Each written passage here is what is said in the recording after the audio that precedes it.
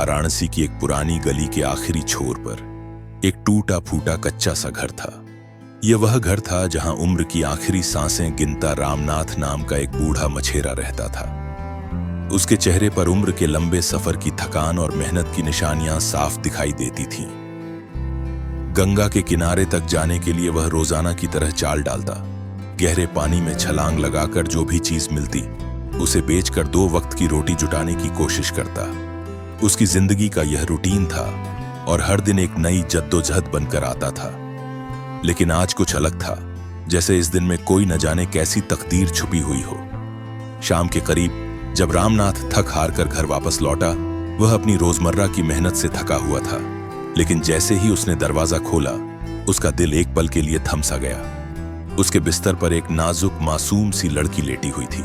उसकी रंगत चांदनी जैसी थी और आंखों में ऐसी गहराई थी कि रामनाथ खुद को उन आंखों में डूबता हुआ महसूस करने लगा। लड़की की उम्र मुश्किल से 18 साल होगी और वह उससे कहीं ज्यादा खूबसूरत, जवान और जिंदगी की उम्मीदों से भरी हुई दिख रही थी। रामनाथ की आवाज गले से कांपती हुई निकली, तुम कौन हो? मेरे घर में क्या कर रही हो? और ये मेरा बिस्तर, क्या तुम्हें कोई शर्म नहीं? वह जैसे इस अचानक दृश्य से दंग रह गया था और उसकी आंखों में बेसंख्य सवालात उभरने लगे थे। लड़की सहम कर उठी और उसकी आंखों में एक अजीब सी मासूमियत और डर था। मुझे अभी कुछ नहीं कहना, उसने धीमे से कहा। वक्त आने पर सब कुछ जान जाओगे, बस मुझे अपने पास रहने दो।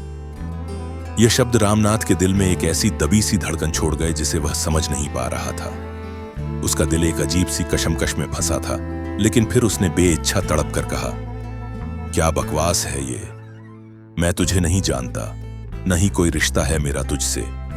तू एक जवान लड़की है और मैं 60 साल का एक बूढ़ा हूं। ये नामुमकिन है, निकल जा मेरे घर से। लड़की के चेहरे पर आंसू उतर आए और वह तुरंत उसके पांवों में गिर पड़ी। उसकी आंखों में बेसंख्य दर्द था और उसके शब्दों में ऐसी तीव्रता थी कि रामनाथ का दिल पसीजने लगा। मैं जो भी कहूंगी करूंगी, बस मुझे यहां रहने दो, तुम्हारा हर काम करूंगी। वह बेइच्छा रोने लगी थी और रामनाथ के दिल में एक नरम कोना उभर आया। लेकिन रामनाथ अब भी संशय में था। उसका दिमाग यह सब समझने की कोशिश कर रहा था, मगर उसके दिल की गहराई में एक डर था जो उसे इस पर विश्वास करने नहीं दे रहा था। उसने गहरी सांस ली और थक कर बोला, ठीक है, रह ले। लेकिन उसकी बात अधूरी रह गई, क्योंकि लड़की ने एक और शर्त रख दी, मगर पहले आपको मुझसे शादी करनी होगी। यह सुनते ही रामनाथ जैसे पत्थर बन गया। क्या कहा तुमने? शादी? मेरे और तुम्हारे बीच? तुम होश में हो भी या नहीं? वह दंग रह गया था। उसके दिमाग में जैसे हजारों सवालात उभरते जा रहे थे। लड़की मुस्कुराई नहीं, बस दर्द भरे लहजे में बोली, हाँ, मुझे आप ही से शादी करनी है और आज ही। उसके शब्दों में ऐसी हकीकत थी जो रामनाथ के दिल को हिलाकर रख देती थी। रामनाथ की समझ से यह सब बाहर था। एक बहुत खूबसूरत लड़की जिसे वह जानता भी नहीं, उससे शादी करना चाहती है। वह खुद को जैसे किसी ख्वाब में फंसा हुआ महसूस कर रहा था। बहुत सोचने के बाद रामनाथ मान गया और फिर उसी कच्चे मकान के एक कोने में एक बूढ़ा मछेरा और एक जवान रहस्यमयी लड़की राधा शादी के अटूट बंधन में बंध गए। इस रात रामनाथ ने बहुत देर तक नींद की कोशिश की, मगर दिल में वही सवाल घूमता रहा, यह लड़की कौन है? क्यों आई है मेरी जिंदगी में? उसने बिस्तर पर करवटें बदल बदल कर वक्त बिताया, मगर कोई तसल्ली न मिली। वह चुपचाप राधा को देख रहा था। उसकी आंखों में कोई खुशी नहीं थी, न कोई उम्मीद, बस एक बेमिसाल हैरानी थी जो उसके दिल को मसल रही थी। कहीं ये ख्वाब तो नहीं? वह मन ही मन सोचता रहा। सुबह की पहली किरण अभी पूरी तरह जमीन पर नहीं उतरी थी कि रामनाथ ने अपनी छोटी सी नाव तैयार की। दरवाजे के पास पहुंचते ही पीछे से आवाज आई, मछली पकड़ने जा रहे हो?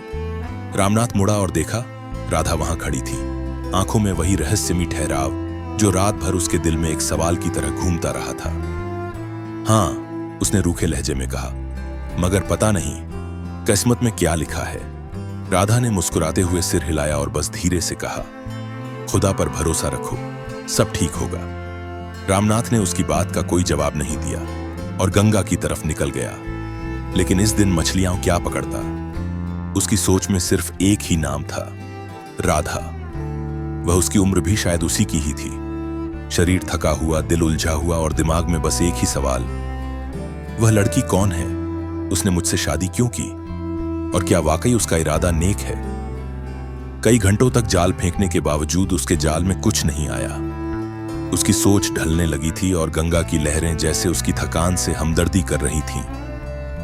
वह दिल की गहराई में एक अजीब सी बेचैनी महसूस कर रहा था, जैसे कुछ ऐसा था जो वह समझ नहीं पा रहा था। थका मांदा रामनाथ जब घर लौटा तो देखा कि राधा दरवाजे पर खड़ी थी, आंखों में उम्मीद की एक जोत। मछलियां लाए हो? रामनाथ का चेहरा उतर गया। उसके चेहरे पर थकान और बेबसी की झलक थी, जैसे वह किसी गहरी उलझन में डूबा हो। कुछ नहीं आया, उसने जवाब दिया और सिर झुकाकर दरवाजे की तरफ बढ़ा।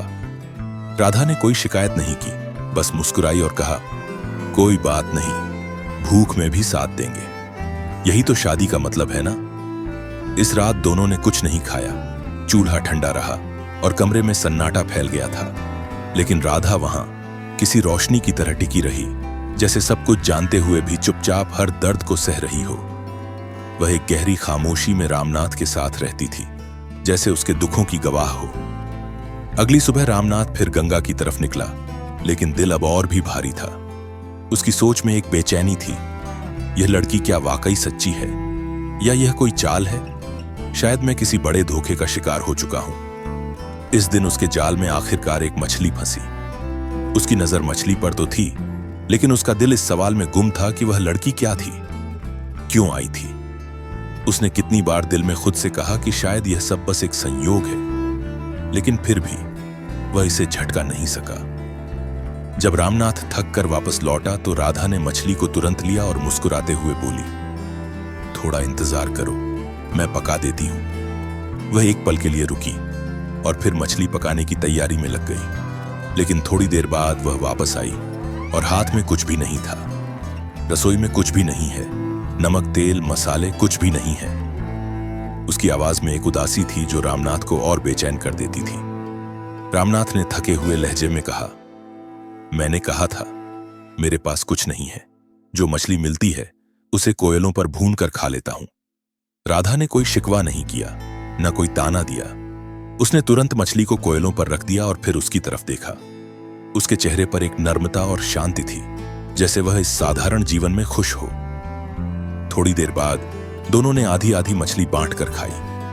रामनाथ ने खा तो लिया, लेकिन दिल का बोझ और बढ़ गया था, जैसे उसकी जिंदगी की एक अहम कड़ी अभी तक हल नहीं हो पाई थी। आखिरकार वही सवाल जो बार बार उसके दिमाग में आता था, वह फिर से जुबान पर आया। राधा, अब तो बता दो तुम कौन हो, क्योंकि मुझसे शादी करने का क्या मकसद था? राधा ने एक गहरी सांस ली और उसकी आंखों में नमी आ गई। वह रेशमी अंदाज में बोली, थोड़ा और सब्र करो रामनाथ, बहुत जल्द सब समझ आ जाएगा और तब तुम्हारा हर सवाल, हर दर्द सब मिट जाएगा। इस रात रामनाथ को नींद नहीं आई। वह बार बार जागता और राधा के बारे में सोचता रहा। अगली सुबह जब वह गंगा से वापस लौटा तो उसकी जिंदगी जैसे ठहर सी गई। घर में सन्नाटा था, राधा कहीं नहीं थी। रामनाथ इधर उधर दौड़कर आवाजें देने लगा, लेकिन कोई जवाब नहीं आया। उसकी नजर पड़ी उस पुरानी पीली सी संदूक पर, वह संदूक जिसे उसने सालों से नहीं खोला था, जिसमें उसकी मां की आखिरी निशानी सोने की बालियां रखी थीं। उस संदूक को देखते ही उसके पैरों तले जमीन खिसक गई। नहीं, यह नहीं हो सकता। रामनाथ का दिमाग चकरा गया। वह जमीन पर बैठ गया और एक पल के लिए जैसे उसकी दुनिया थम सी गई। क्या राधा एक चोर थी? उसने मेरी मां की याद का फायदा उठाया, मेरी मां की आखिरी निशानियां ले गई। ये सवाल जैसे एक तेज धार तलवार की तरह उसके दिल में घूमने लगे। इस सदमे में वह तुरंत अपने पुराने दोस्त श्याम सुंदर के पास दौड़ता हुआ गया। श्याम सुंदर ने पूरी बात सुनकर कहा, अब सिर्फ एक ही रास्ता है, चलो रानी के पास, वह इंसाफ जरूर करेगी। और फिर रामनाथ में एक नई उम्मीद जागी। वाराणसी की पत्थरीली गलियों से होता हुआ रामनाथ उस ऊंचे टीले की तरफ बढ़ रहा था, जहां वाराणसी की रानी का भव्य महल था। हवा में ठंडक थी और उसके कांपते हाथों में अब भी वह पुरानी संदूक चिपकी हुई थी। वही संदूक जिसमें कभी उसकी मां की निशानी सोने की बालियां रखी थी। महल के दरवाजे पर दो लंबी तलवारों वाले सिपाही खड़े थे। रामनाथ उनके सामने जाकर रुक गया और धीमी थकी आवाज में बोला, मुझे रानी से मिलना है, बहुत जरूरी है। एक सिपाही ने उसे ऊपर से नीचे तक देखा और हंस पड़ा। रानी से, तुम जैसे फटे हाल बूढ़े को, चलो हटो यहां से। लेकिन तभी दूसरा सिपाही बोला, रुको, रानी ने आज दरबार आम लोगों के लिए खोला है। कुछ सवाल जवाब के बाद रामनाथ को महल के अंदर भेजा गया।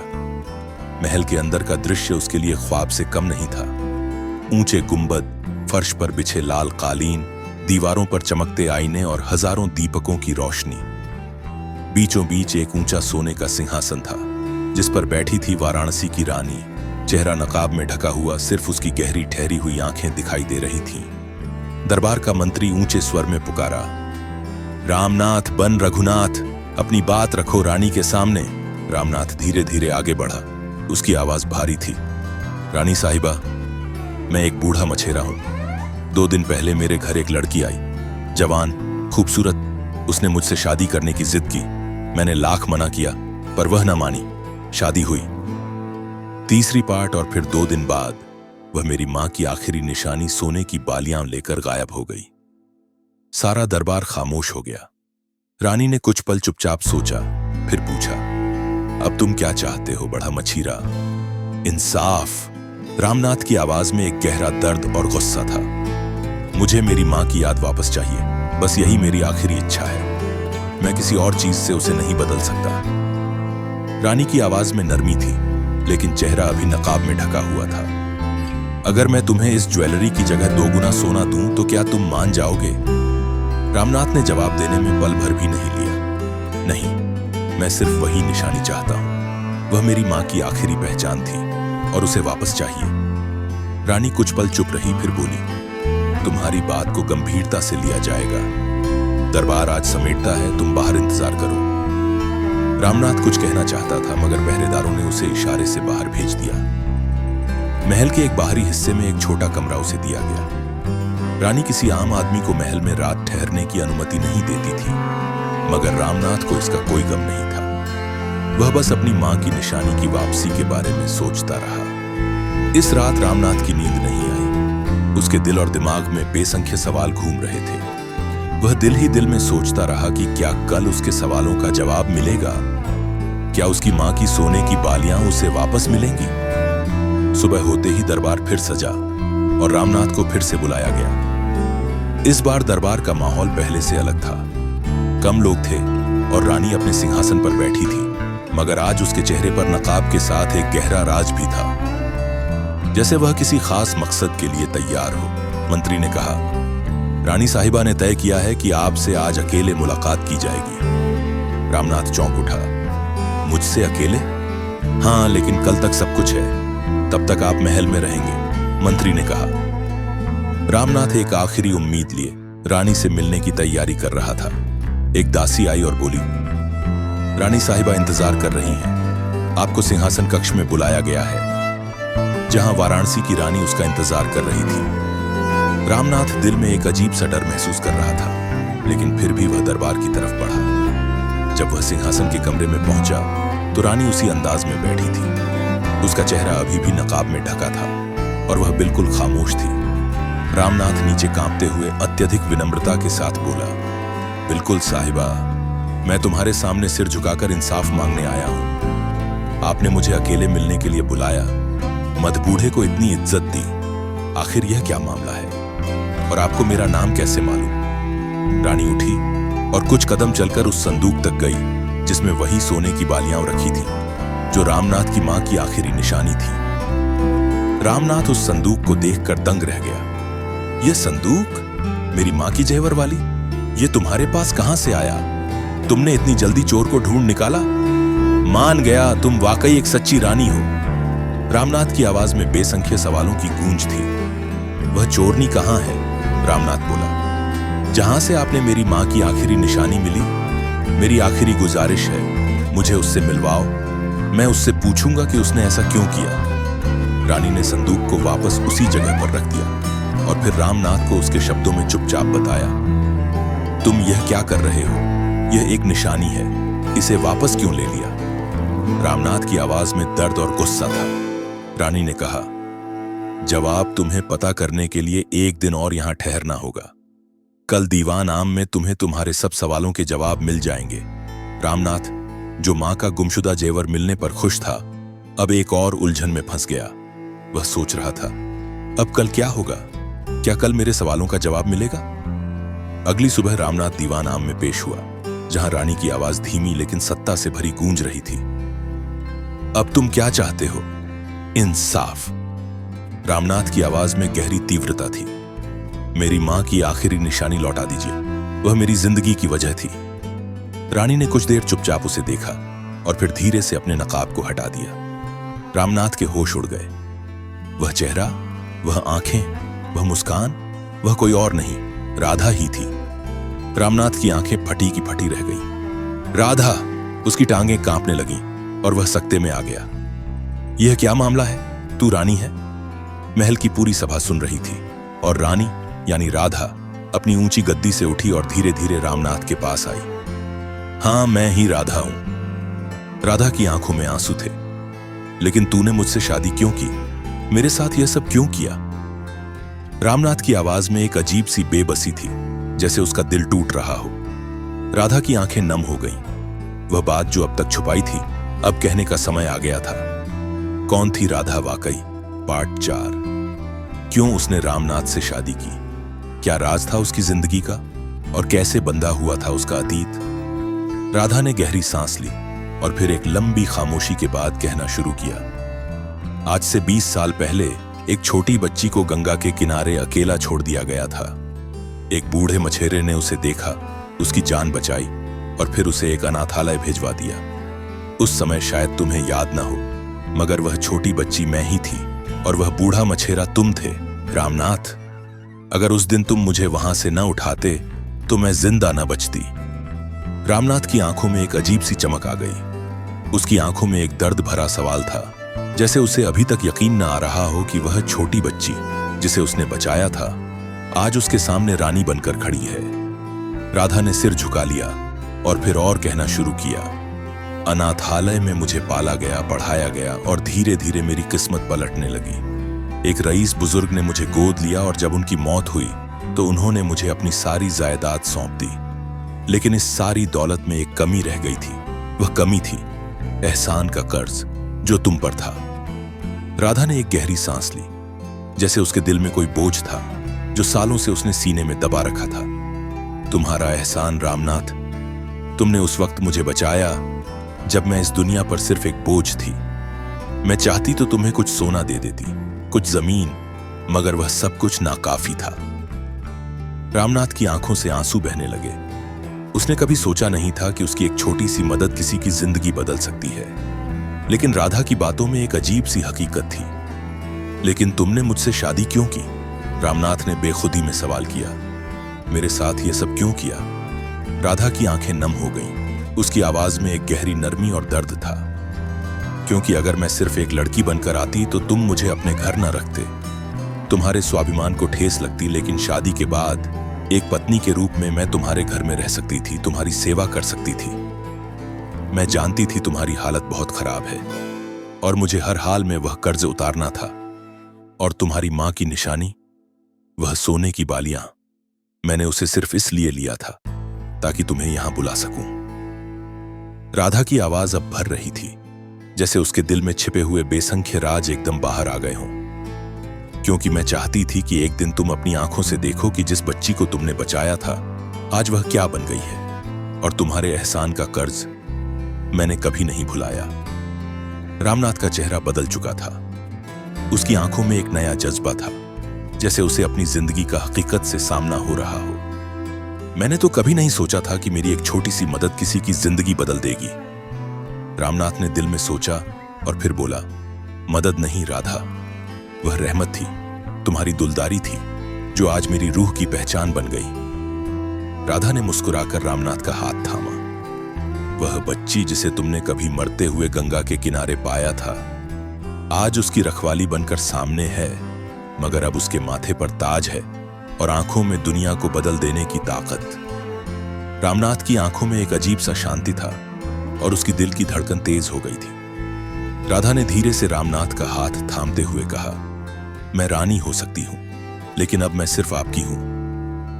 दरबार के लोग अब रामनाथ की तरफ देखने लगे, जहां एक बड़ा मछीरा खड़ा था। जो अब एक नई हकीकत को समझ रहा था।